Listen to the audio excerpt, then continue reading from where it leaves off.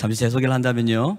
저는 예배 사역자고요. 또 한 가정의 이제 아버지입니다. 그래서 제 가족은요. 아내가 하나 있고요. 그죠? 예, 그리고 딸이 셋 있습니다. 첫째 딸 이름이 이슬이고요. 둘째가 온유고, 셋째 이름은 이제 세상의 빛을 해서 세빛입니다. 자, 그럼 아점 한번 따보세요. 이온세. 그쵸? 미국의 유명한 비욘세라는 가수가 있는데요. 그렇게 외우기가 쉽습니다. 둘째가 온유인데요. 작년에 희귀병에 걸렸습니다. 그래서 병명은요, 엔타이라고 그러죠. 항 NMDA 수용체 뇌염이라고 그럽니다.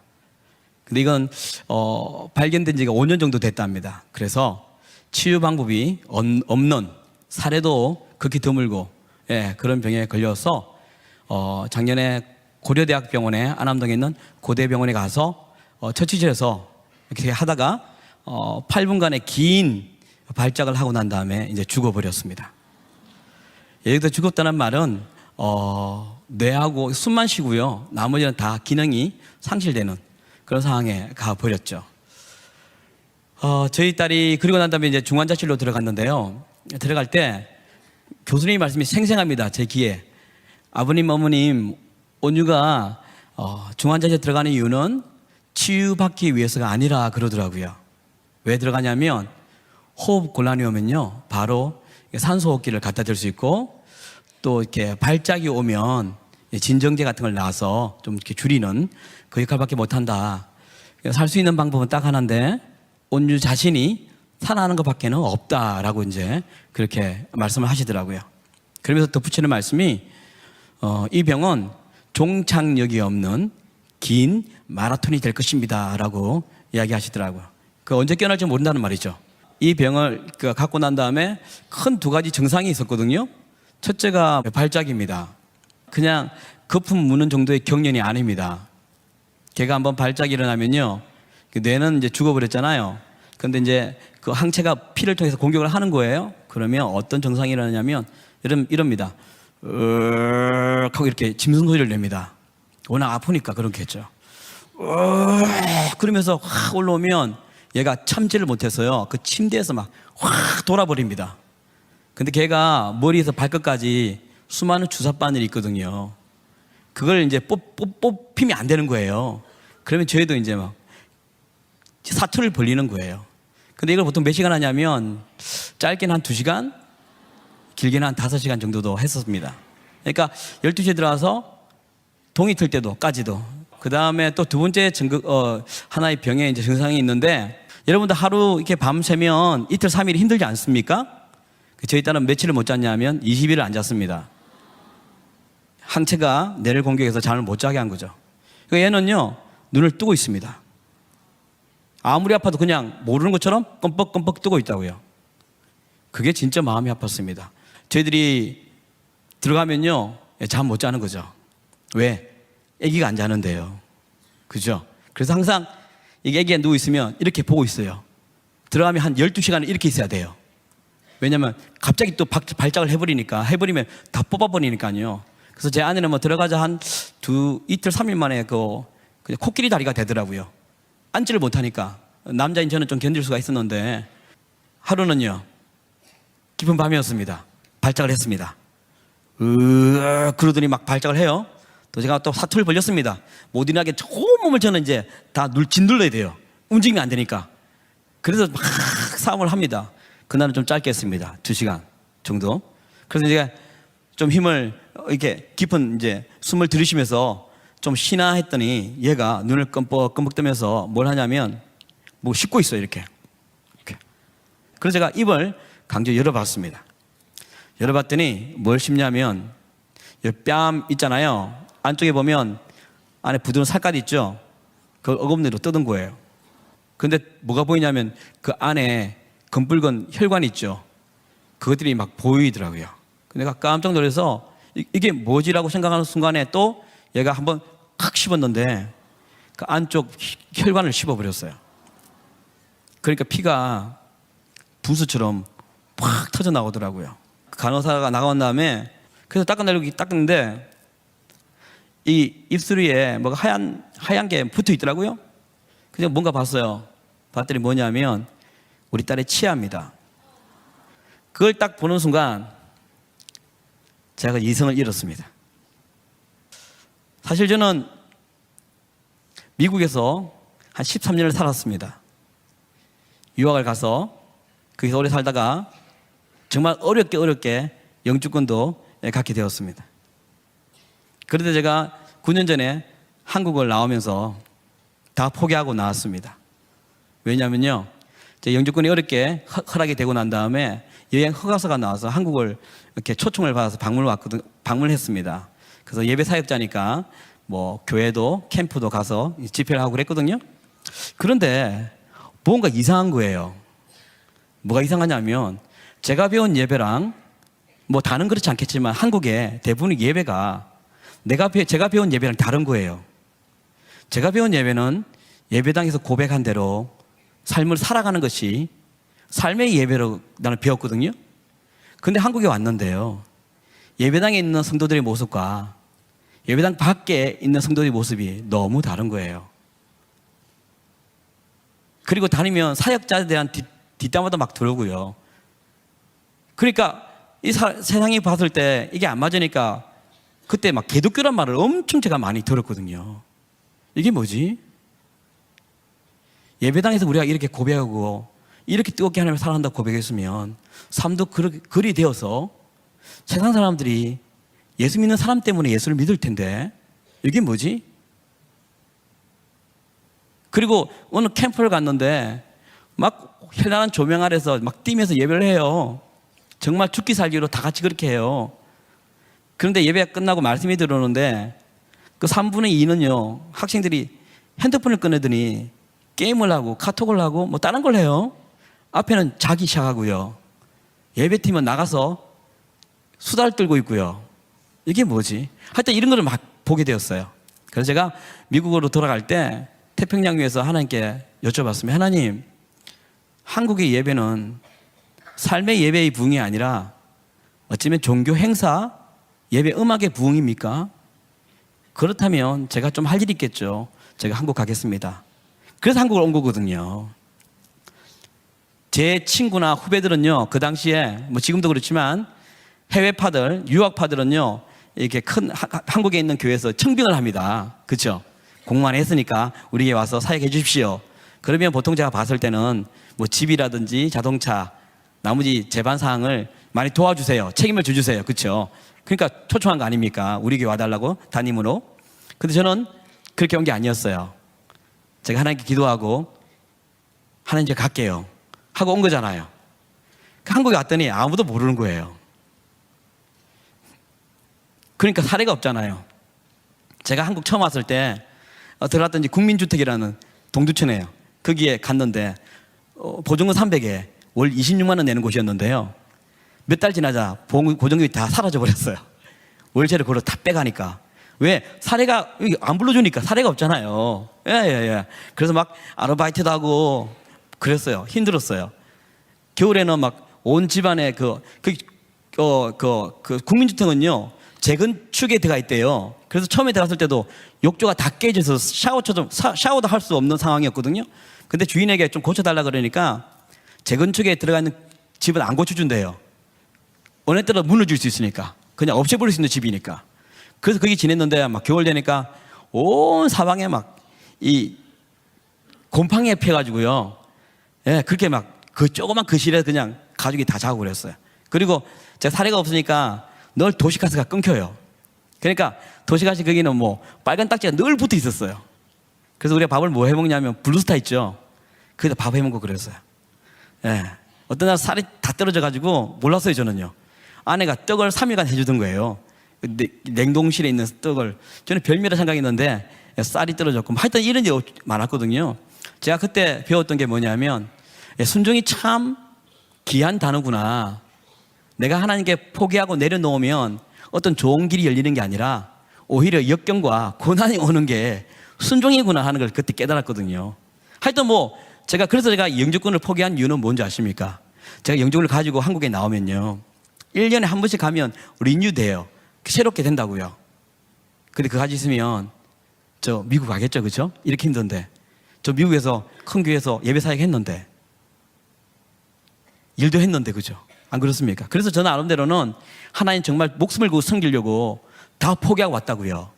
근데 그때 태어난 애가, 가장 힘들 때 태어난 애가 우리 온유였거든요. 예, 9년이잖아요. 그 태어났거든요. 모든 것이 막, 그 하나님에 대해서 내가 하나님을 신뢰하고 내 모든 걸 포기했던 내 인생을 돌아보면서, 이게 뭡니까, 하나님? 이게 뭐예요, 하나님? 내가 당신을 어떻게 섬겼는데 이게 뭡니까? 차라리 나를 침대에 놓준다. 왜 내 딸을? 그 모든 하나님에 대한 불평과 원망과 분노조차가 그 딸아이의 얼굴에 피투성이 된 그 딸아이의 얼굴과 내 손가락 위에 있는 그 치아를 보면서 그게 터져버렸습니다. 예.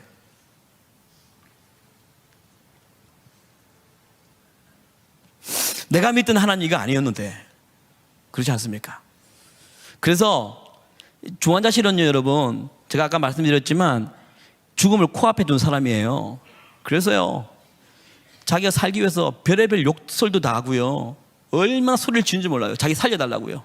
그래서 뭐 진통제, 몰핀 달라 막 그렇게 소리를 막 지릅니다. 그때 제가요, 어느 누가 야 간호사 몰핀 좀 줘!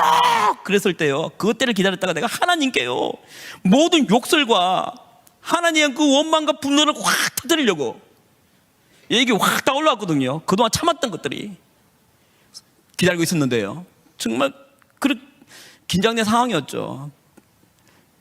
근데 그 순간에 제 귀에 어떤 음성이 쑥 지나갔어요.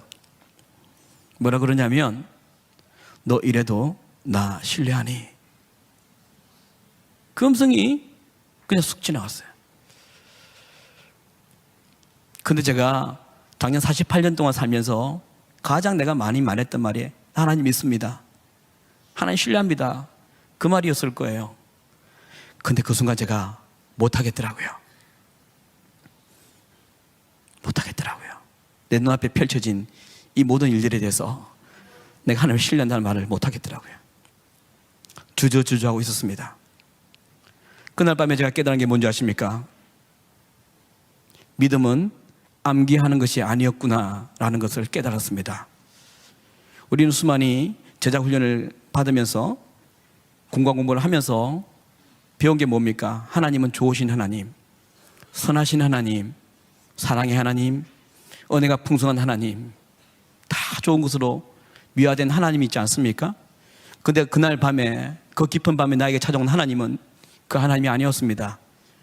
원수처럼 달려들었던 하나님, 사자처럼 갈기갈기 찢으려고 이빨을 드러내놓고 덤벼들었던 하나님, 내 인생을 뿌리째 뽑아서 뒤흔들어 버렸던 하나님으로 오셨잖아요. 내가 암기했던 하나님과 다르게 오셨잖아요. 그래서 우리가 많이 그랬나 봅니다. 내가 믿는 하나님이 이런 사람이 아니야, 이런 분이 아니야. 내가 믿는 하나님 이런 분 아니야. 그래서 우리가 돌아서기도 했지 않나 생각이 들더라고요. 그래서 그날 제가 깨달은 게 뭐냐면, 믿음은요, 삶으로 증명해내는 거구나. 그것을 그 깊은 밤에 깨닫게 되었습니다. 그럼에도 불구하고 저는 이렇게 하나님 나 신뢰합니다 말 못하겠더라고요. 근데 또 다른 음성이 하나 쑥 지나갔습니다. 뭐라 하시냐면, 이제 네가 한 말에 대한 책임을 져야지. 네가 한 말에 대한 책임을 져야지. 그 음성이 그냥 쑥 지나갔습니다. 제가 얼마나 많은 하나님께 고백을 하고 살았겠습니까? 앨범을 만들면서도, 제가 노래를 짓고 가사를 지으면서도 얼마나 많은 하나님 우리 힘이시고 피난처시니 환난 중에 만날 큰 도매를 했지만 그 순간에 그게 믿기지 않더라고요. 그러므로 땅이 변하든지 산이 흔들려 바다 가운데 빠지든지 바닷물이 흉흉하고 뛰놀든지 그것이 넘침으로 산이 요동할지라도 우리는 두려워하지 않겠댔는데, 저는 매일매일 두려운 밤을 지냈습니다. 우리가, 저뿐만 아니라 여러분, 예배당에서 오늘도 찬양을 통해서 얼마나 많은 고백을 했습니까? 그런데 예배당을 벗어난 버리면 우리는 고백한 것에 다 잊고 살지 않습니까? 우리가 매년 송구영신 예배부터 해서 얼마나 많은 날 하나님께 고백하고 삽니까? 주 예수보다는 더 귀한 분이 없다고 고백했으면서도 예배당을 벗어나 버리면 예수보다 더 귀한 것들이 많아서 그것들에 초점을 맞추고 살았지 않습니까? 예수가 절대 가치라고 말했으면서도 진짜 우리가 삶을 살면 그 절대 가치로 여기고 살았습니까? 아니지 않습니까? 내 깊은 곳 내면에 숨어있는 다른 절대 가치, 돈과 성공을 위해서 하나님은 단지 그것을 이루어주는 매개체로 생각하고 살지 않았습니까?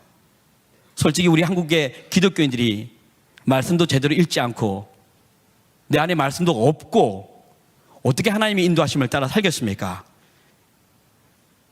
그래서 사무엘상 2장 35절에 뭐라 했습니까? 하나님이 그 이스라엘의 대표적인 왕 같은 제사장 같은 제사장인 선지자인 엘리 제사장을 죽이면서 하신 말씀이 나는 이제는 나를 위하여 충실한 제사장을 일으키리니 그 사람은 내 마음 내 뜻대로 행할 거라고.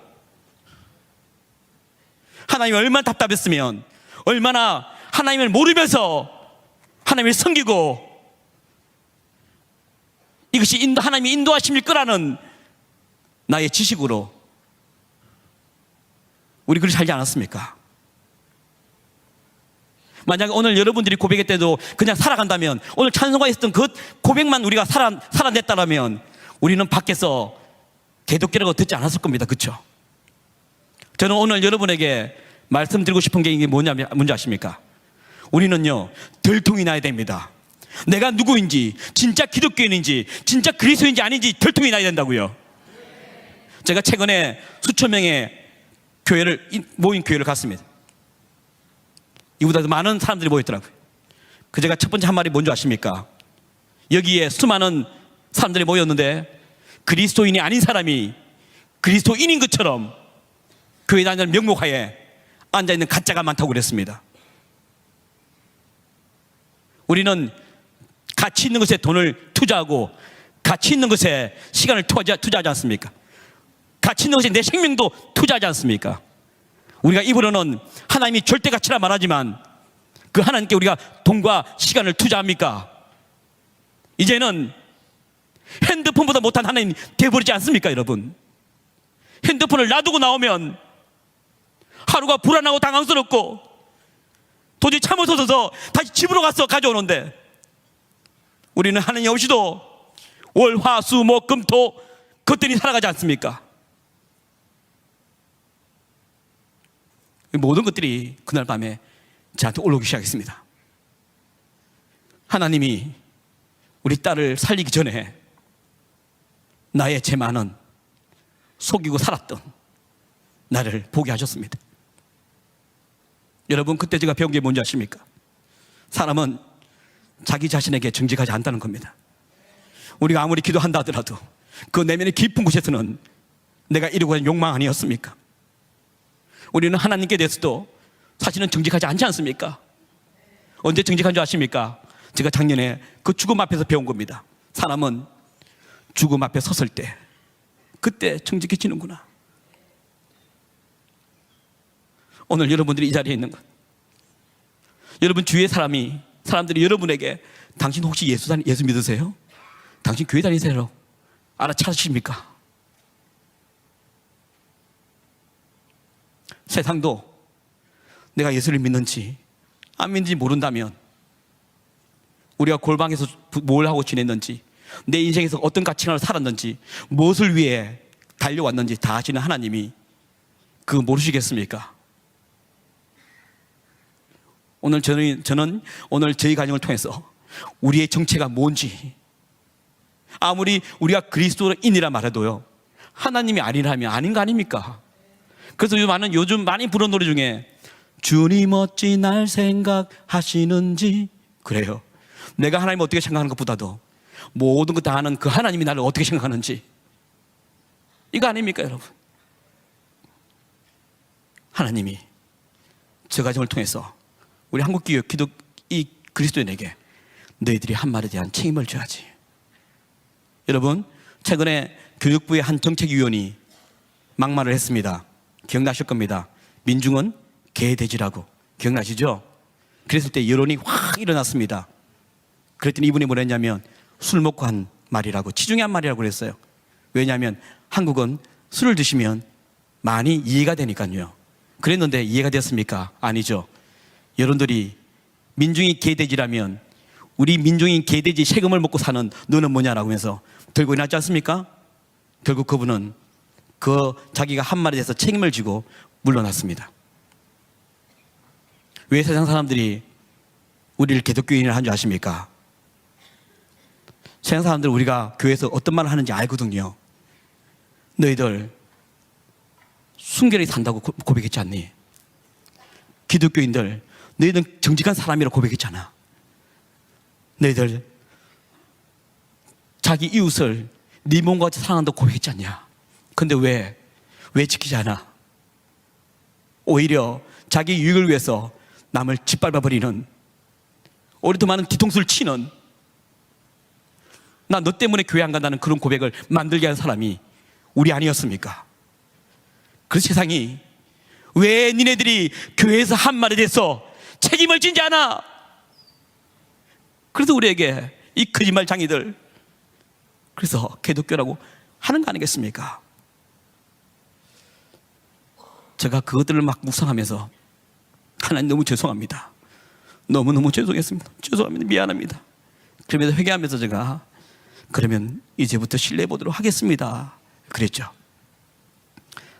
아내가 공교롭게도 다음날 저한테 사역을 가랍니다.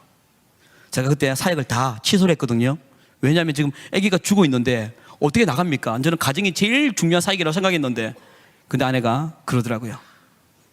당신이 하나님 일을 해야 하나님도 우리 일을 하시지. 그래서 제가 밤을 새고 지방 갈 때는요 이틀을 밤을 새야 돼요. 왜? 지방 왔다 갔다 하면 1박 2일 갔다 와야 되거든요. 그럼 아내가 좀 쉬어야 되니까 제가 이틀을 밤을 새고 갑니다. 근데 자동차를 타면요 막 갈지자를 막 이렇게 가는 거죠. 잠이 와서. 그래서 수많은 뭐 이렇게 헝크가 나고요, 막 하이빔이 오고. 어느 날 섰는데 내 앞에 이제 전봇대 앞에 서 있을 때도 있었고요. 그렇게 하나님을 섬겼습니다. 왜 섬기지 아십니까? 내가 하나님을 위해서 하기가 아니더라고요. 처음에 그렇게 우리가 하나님 일을 해야 하나님이 하시겠지라고 생각했는데 아니더라고요. 해보니 집회 가보니까요 그 예배 때문에 다시 새 힘을 얻고 또 우리 딸을 밤을 새워서 그 발작을 기도로 막 듣는 힘이 생기더라고요. 예배가 그렇더라고요. 어느 날 대전에 있는 예수전도단이라는 곳이었어요. 한 간사님이세요. 저 몰라요. 기도하는 중에 말씀을 받았답니다. 누가복음 4장 38, 39절 말씀. 베드로의 장모가 중환 열병을 앓았습니다. 이 고혈압이 엄청 무서운 거거든요. 중환 열병이니까 생명을 내놓은 그런 순간이 있겠죠? 근데 성경에 보니까 많은 사람들이 그를 위해 구함에 되어 있습니다. 그랬더니 치유의 예수님이 움직이셔서 열병을 꾸짖으신데 열병이 물러가매라고 되어 있습니다. 그래서 저는 그 말씀을 받고 확신이 생겼습니다. 아, 우리의 딸의 이 병은 중보 기도로 수많은 사람들이 예수님께 기도함으로 구함에 예수님이 움직이셔서 낫게 하는 거구나 확신이 들었습니다. 그래서 제가 중보 기도를 요청했는데 실은 저한테 어떤 기억에 이렇게 남아있는 안 좋은 일화가 하나 있습니다. 제가 교회 사역할 때 저도 제법 큰 교회에서 한 4천, 5천 명 되는 중대인 교회에서 섬긴 적이 있습니다. 거기도 명찰을 달지 않으면 누가 목사인지도 모르는 제법 큰 교회였는데 어느 날 어떤 집사님이 저를 찾아왔습니다. 하시는 말씀이 자기가 급한 일이 생겼고 절박한 일이 생겼대요. 그래서 전사님 찾아왔는데 기도 좀 해달라고 그러더라고요. 그래서 제가 이야기를 들었습니다. 어떤 기도입니까? 했더니 그 상황이 너무너무 절박해요. 힘들어요. 그래서 제가 그걸 듣고 제가 집에 가서 중보 기도 노트에 적었습니다. 그리고 일주일을 진짜 기도했습니다. 여러분 진짜 기도하면 뭐가 생긴 줄 아십니까? 기대감이 생깁니다. 하나님이 어찌 일하셨을까? 그래서 일주일이 지나간 다음에 제가 막 찾아갔습니다. 비집고 찾아가서 그분을 찾았어요. 그래서 그분이 물었죠. 집사님, 지난주에 나에게 부탁한 기도 어떻게 되었습니까? 제가 중보 기도했는데 이후에 어떻게 기도해야 됩니까? 상황을 좀 알려주세요 라고 물었더니 이분이 화들짝 놀라며 하시는 말씀이 기도하셨어요. 난 조상이 바쁜 사람이라. 알고 보니 이분도 잊고 기도하지 않았더라고요. 이것이 한국 기독교의 중보기도의 현주소인가? 기도 부탁한 사람도 안 하고 기도 부탁 받은 사람도 안 하는 기도.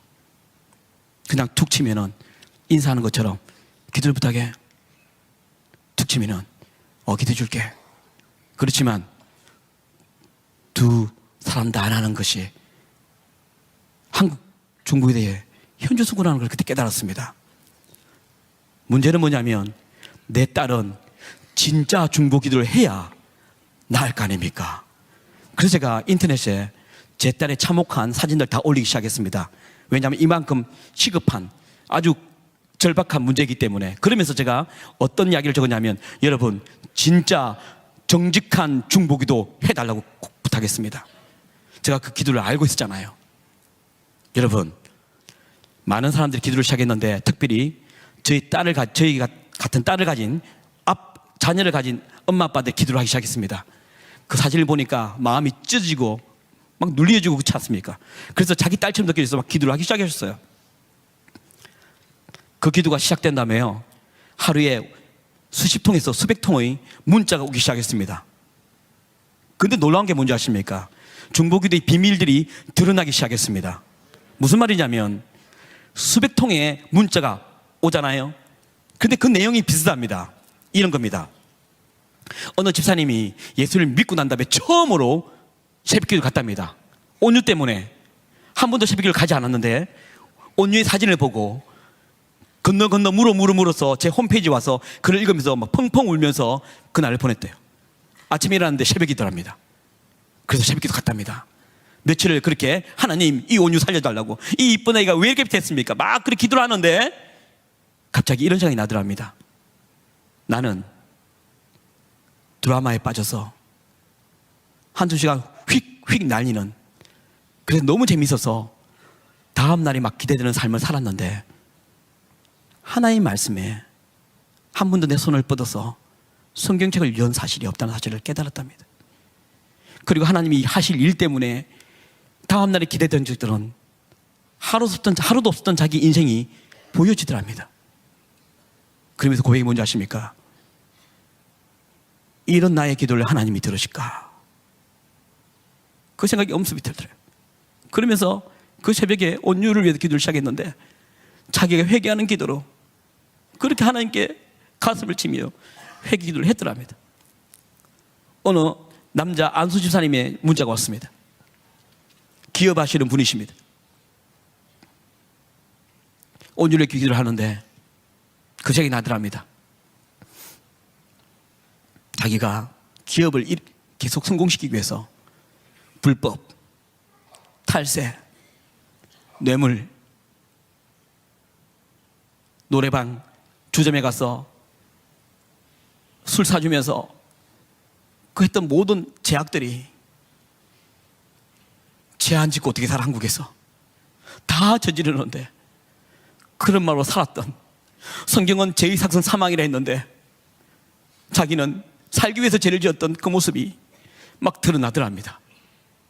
그래서 그분도 결국은 자기의 가슴을 치면서 회개를 하기 시작했다고. 나 때문에 기도가 막히면 어떡하나, 나 때문에 얘가 죽으면 어떡하나, 그 마음이 들더랍니다. 또 어떤 여자 집사님이시면 아주 구체적으로 이야기를 해놨어요. 목사님, 사실은 제가 기도하면서 생각이 난 게 있었는데 며칠 전에 부페를 갔는데 치약 전 치약 후 그 가격이 달랐어. 또 자기 아이의 나이를 바꿔버렸다고. 그 돈 몇천 원 아끼려고 서슴없이 거짓말했던 자기의 모습을 보게 되었다. 그랬더니 뒤돌아보니까 모든 것이 그 순간을 넘기기 위해서 그리 살았구나, 내가 그리 살았구나, 그러면서 또 그렇게 회개를 했다며. 수백 통의 그 문자들이 거의 대부분 같습니다. 그래서 그때 우리가 알았던 것이 뭔지 압니까? 중보기도의 비밀은 남을 위해 시작한 진짜 기도가 먼저 자기를 살리는 기도가 되는구나.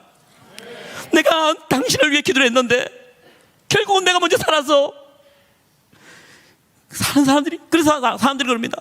온유를 위해 살려고 기도했는데 저 죽어 있는 온유가 나를 살렸다고. 예, 그런 그러면서 우리에게 주신 하나님의 말씀이 있습니다. 그때 여러분 기도할 때 우리가 그렇지 않습니까? 우리가 언제 기도합니까? 절박할 때 하죠. 위태할 때 하죠. 필요할 때 하죠. 지금 전국의 교회가 새벽 기도에 막 미어 터지겠죠. 왜? 수능이 있으니까요. 평소에 우리가 이렇게 한국 교회가 이 새벽을 깨웠습니까? 우리가 늘 필요할 때만. 근데 성경은 말하기를 시편 119편 147절 8절에 이런 말씀이 있더라고요. 내가 날이 밝기 전에 부르짖으며 주의 말씀을 바라싸우며 주의 말씀을 조용히 읊조리려고 내가 새벽녘에 눈을 떴나이다.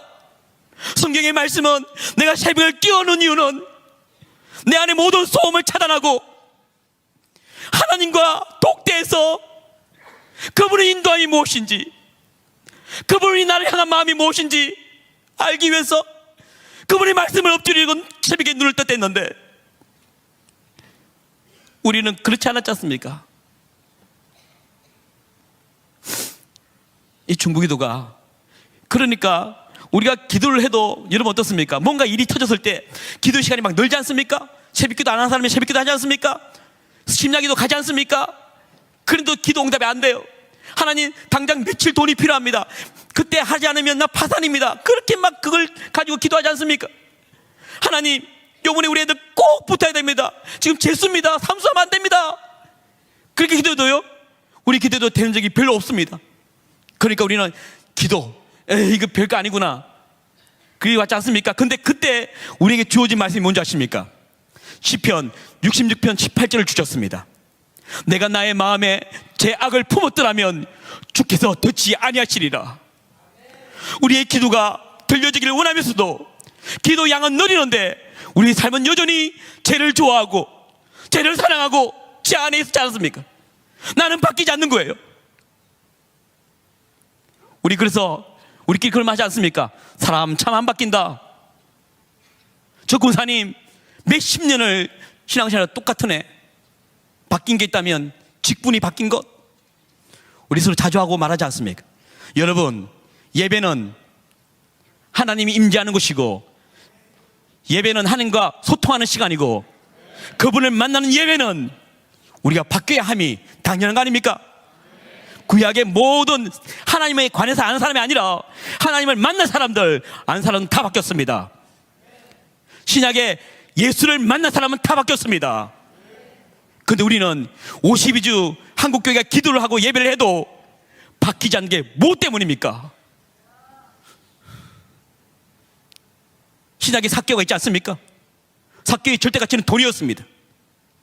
그래서 온 자기 민족의 모든 사람들이 욕을 해도, 창녀와 같이 취급을 해도 관계없었습니다. 왜? 그의 절대 가치는 돈이었기 때문에. 그런데 그가 예수를 만난 그날 밤에 그 절대 가치가 바뀌지 않았습니까? 우리가 진짜 예수를 믿는다면 이 가치관이 바뀌어야 되는 것이 당연한 거 아닙니까? 네. 하나님이 너무너무 우리의 기도를 듣고 싶은데 우리는 바뀌지 않고 여전히 죄를 좋아하고 사랑하고 즐기니까. 이사야 58장 1절에 3절에 뭐랬습니까? 여호와의 손이 짧아 구원하지 않음도 아니요 여호와의 귀가 둔하여 듣지 못함도 아니라 너와 나 사이에 죄가 들어왔기 때문에. 그래서 중보기도가 우리로 하여금 죄에서 벗어나게 만드는 그런 일들을 하기 시작했습니다. 저희가 한 달 반 있었는데 중환자실에서 나가랍니다. 왜냐면요, 더 이상 할 게 없답니다. 일반병실로 가랍니다. 그래서 고대 5층 소아병동입니다. 5301호 첫 방을 받았습니다. 감사하게도 2인실을 이런 식으로 만들어진 방으로 들어갔고요. 그 앞에는 접수처가 있었습니다. 어떤 일이 나도 바로 도울 수 있도록. 이렇게 됐는데도 계속 설상가상으로 안 좋은 일이 생깁니다. 작년 3월 초에 저희 막내가 신종플루에 걸려가지고 옆방에 입원을 했네요. 지금 한 명도 지금 하기 힘든데, 그렇죠? 이 둘째가 또 더한 거예요. 그리고 급기야 3월 16일 날 우리 막내 6살짜리가요, 세빛이가요, 소아 우울증이 걸렸습니다. 둘째 신경 쓰다 보니까 막내는요, 친구 집에, 친척 집에 돌려막기를 했더니 결국 얘가 모든 걸 이렇게 기쁨을 잃어버린 어린애 6살짜리가 그래서 교수님이 하는 말이 깜짝 놀라시면서 이게 더 심각한 병이라고.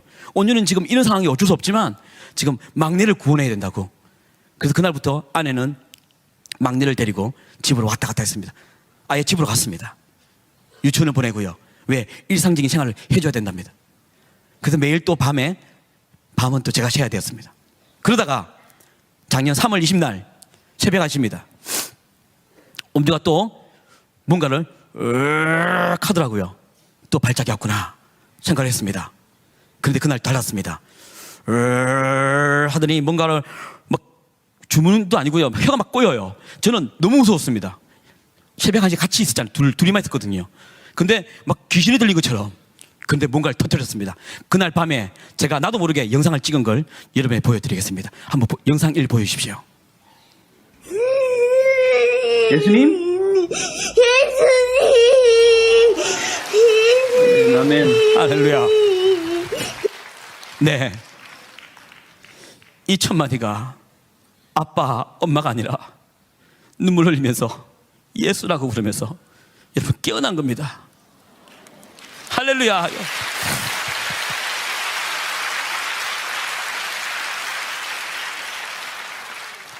병원이 발칵 뒤집혔습니다. 제가 말씀드렸죠. 우리 교수님이 들어갈 때 끝이 없는, 종착역이 없는 긴 마라톤이 될 거라 했지 않습니까? 그 2달 만에 작년 1월 19일 날 들어갔다가 죽었다가 3월 20날 깨어난 겁니다. 예수라 부르며 병원이 다음 단계를 뭘 해야 할지 모르는 거예요. 그래서 재활을 하자. 근데 그 당시 온유 상태가 어땠냐면요, 모든 면역 체계가 사라졌습니다. 근육 없어졌습니다. 지방 단백질 없어졌습니다. 그리고 누워있는데 이 다리고 발입니다. 움직이지 않잖아요. 그 사이에 굳은 거예요. 어린애니까. 그래서 마사지사가 와서 계속 주무르기 시작했고요. 근데 그때 당시에는 이 뼈밖에 없었어요.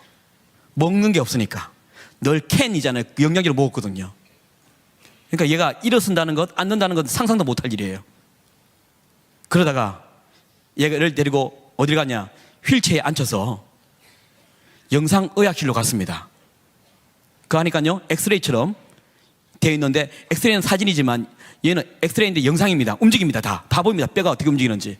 그게 앉히고 난 다음에 얘 온유의 혓바닥 위에 요플 한 방울 떠뜨렸습니다. 그걸 먹으면 콧줄 빼고 입으로 넣자. 그랬는데 못 먹어요. 왜냐하면 목에 근육이 사라졌습니다. 그래서 다시 올라왔죠. 그런 사이였습니다. 3월 20날 새벽 1시에 예수라 불러주잖아요. 그리고 8일 후에 대낮에 또 기적을 하나님 주셨습니다. 보여주십시오. 할렐루야.